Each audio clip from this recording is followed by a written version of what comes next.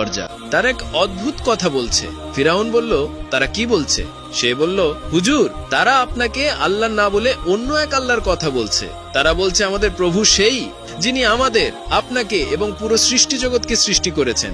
এটা শুনে ফিরাউন রাগে অগ্নিশর্মা হয়ে গেল এবং আদেশ দিল, দরবারে আমার মন্ত্রী হামান এবং অন্যান্য কর্মকর্তাদের উপস্থিত করা হোক। যখন সবাই দরবারে উপস্থিত হলো, তখন হযরত মুসা এবং হযরত হারুন আলাইহিস সালামকে বাইরে থেকে ভেতরে ডাকা হলো। ফিরাউন হযরত মুসাকে ধমক দিয়ে বলল, তুমি কে?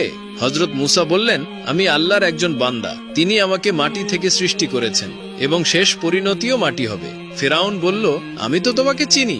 আমি তো জানতে চাই, এটা সেই মুসা নয় কি যে আমার ঘরেই বড় হয়েছিল? তারপর একজন ব্যক্তিকে হত্যা করে পালিয়ে গেল এবং মাদিয়ানে গিয়ে শ্রমিক হিসেবে কাজ করতে লাগলো। ফিরাউন বলল, তুমি তো আগে আমার বাড়িতে বড় হয়েছিলে, তারপর এক লোককে হত্যা করে পালিয়ে গেলে, মাদিয়ানে গিয়ে বকরির রাখাল হিসেবে কাজ করতে লাগলে, এখন অনেক দিন পরে ফিরে এসে দাবি করছো যে তুমি নবী এবং আমার বাদে অন্য কাউকে খোদা বলে মানছো। মুসা, তোমার জন্য মঙ্গল এই যে তুমি আমার খোদায়িত্বের স্বীকৃতি দিয়ে দাও আর এইসব অদ্ভুত ও বিভ্রান্তিকর কথা বলা বন্ধ করো। হযরত মুসা আলাইহিস সালাম বললেন, হে ফিরাউন, তুমি হুশ করো, খোদাইত একমাত্র আল্লাহর জন্যই সংরক্ষিত। তার বাইরে কেউ যদি খোদা হওয়ার দাবি করে, সে চরম ভুলে রয়েছে। তার পরিণতি ভালো হবে না, সে ধ্বংস হয়ে যাবে। শোনো, আমি মিশর ছেড়েছিলাম তোমার জুলমের কারণে, কারণ তুমি আমাকে হত্যার সিদ্ধান্ত নিয়েছিলে একজন কিপ্তিকে মৃত্যুর ঘটনায়। অথচ আমার ওই কাজ ইচ্ছাকৃত হত্যা ছিল না, আমি শুধু ফিতনা থামাতে চেয়েছিলাম, কিন্তু সে দুর্ঘটনাবশত মারা গেল। অথচ তুমি আমাকে বিনা কারণে হত্যার হুকুম দিলে। আমি আল্লাহর আশ্রয়ে মিশর ছেড়ে চলে যাই এবং মাদিয়ানে গিয়ে সময় কাটাই। এরপর আল্লাহ তাআলা আমাকে নবুয়তের মর্যাদা দান করেন এবং হুকুম দেন যে আমি যেন তোমাকে সৎ পথে ডাকি। সেই জন্যই আমি তোমার কাছে এসেছি এবং তোমাকে আহ্বান জানাচ্ছি, আল্লাহর একত্বে বিশ্বাস করো, আমার নবুয়তের মর্যাদা মানো এবং বনি ইসরাইল জাতিকে মুক্তি দাও, তাদের উপর জুলুম নির্যাতন বন্ধ করো। ফিরাউন রেগে গিয়ে বলল, আর একটা কথাও বলো না, নয়তো আমি তোমাকে কারাগারে পাঠিয়ে দেব আর কোনো দিন মুক্তি দেব না। হযরত মুসা আলাইহিস সালাম বললেন, হে ফিরাউন, মনে রেখো, আল্লাহ তোমাকে 400 বছর ধরে সময় দিচ্ছেন, কিন্তু এখন আর সে সময় দেওয়া হবে না। এই কথা বলেই তিনি নিজের নবুয়তের প্রমাণ হিসেবে তার লাঠি মাটিতে ফেলে দিলেন। লাঠি মাটিতে পড়া মাত্রই একটি বিশাল অজগর সাপের রূপ নিল। তার মুখ থেকে আগুনের শিখা বের হচ্ছিল, চোখ দুটো জ্বলছিল অঙ্গানের মতো, নাক থেকে ধোঁয়া বের হচ্ছিল, মুখ থেকে ভয়ঙ্কর গর্জন শোনা যাচ্ছিল।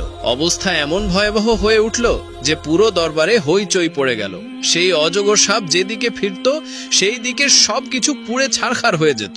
এক পর্যায়ে সে ফিরাউনের দিকে রুখ করলো। ফিরাউন যখন দেখলো যে সেই অজগর তার দিকে আসছে, তখন সে মাটিতে মুখ থুবড়ে পড়ে গেল এবং কাঁপতে কাঁপতে বলতে লাগলো, হে মুসা, আমাকে বাঁচাও, মুসা, আমাকে বাঁচাও। হযরত মুসা আল্লাহর নির্দেশে তার লাঠিটি আবার হাতে তুলে নিলেন।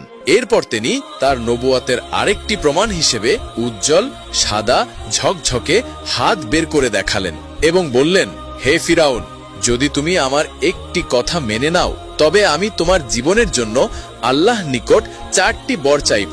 ফিরাউন জিজ্ঞেস করল, তোমার সেই কথাগুলো কি? হযরত মুসা আলাইহিস সালাম বললেন, আমার কথা হলো, তুমি আল্লাহ একত্ব স্বীকার করো এবং তারই ইবাদতের জন্য মাথা নত করো। আর সেই 4টি বিষয় যেগুলোর আমি তোমার জন্য উল্লেখ করছি, সেগুলো হলো, 1, তোমাকে চিরতরের জন্য যুবকত্ব অর্থাৎ যৌবন দান করা হবে। 2, তোমাকে এমন এক রাজত্ব দেওয়া হবে যা কেউ কেড়ে নিতে পারবে না।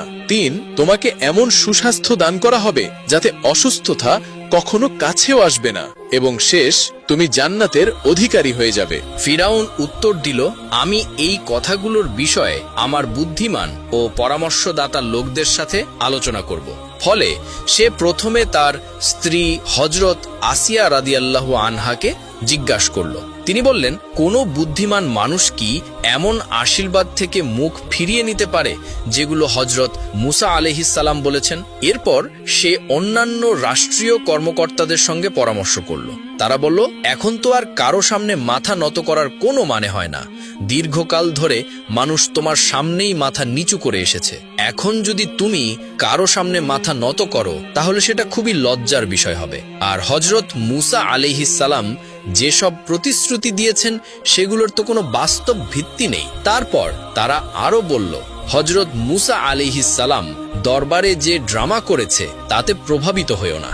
এরা দুইজন তো জাদুকর, তাদের জাদুর মোকাবেলা করো, যাতে তাদের চালাকি চিরতরে বন্ধ হয়ে যায়। ফিরাউন জিজ্ঞাসা করল, তাহলে কি করা যায়? তারা বলল, হযরত মুসা আলাইহিসসালাম যেটা করেছে সেটা তো জাদু, তাই একটা নির্দিষ্ট দিন ঠিক করে তাকে এবং তার ভাইকে আবার ডেকো, আর আমাদের দেশের সব বড় বড় জাদুকরদের একত্র করে তাদের সাথে প্রতিযোগিতা করাও। আমাদের দেশে এমন এমন জাদুকর আছে যাদের সামনে হযরত মুসা কিছুই না। ফিরাউন তাদের পরামর্শ মেনে নিল এবং জাদুকরদের ডেকে আনার নির্দেশ দিল। একটা নির্দিষ্ট দিন ধার্য করে দেয়া হলো। হযরত মুসা আলাইহিসসালামকে জানিয়ে দেয়া হলো, অমুক স্থানে অমুক দিনে এসে হাজির হন, সেখানে তোমার জাদুর সঙ্গে প্রতিযোগিতা হবে। একটি রেওয়ায়েতে এসেছে যে স্থান নির্ধারিত হয়েছিল তার নাম ছিল ইসানদারিয়া। এই সংবাদ দেওয়ার পর ফিরাউন প্রস্তুতি শুরু করে দেয়। বর্ণনা অনুযায়ী গোটা দেশ থেকে 70,000 জাদুকর বাছাই করা হয়। এর মধ্যে থেকে 1000 জনকে নির্বাচিত করা হয়। তারপর সেখান থেকে 80 জন শ্রেষ্ঠ জাদুকর নির্বাচিত হয়। এই জাদুকররা বলল, আমরা নিশ্চয় এই অভিযানে মুসার উপর জয়লাভ করব। তারা ফিরাউনকে জিজ্ঞেস করল, হে ফিরাউন, যদি আমরা জয়লাভ করি তবে আমাদের কি পুরস্কার দিবে?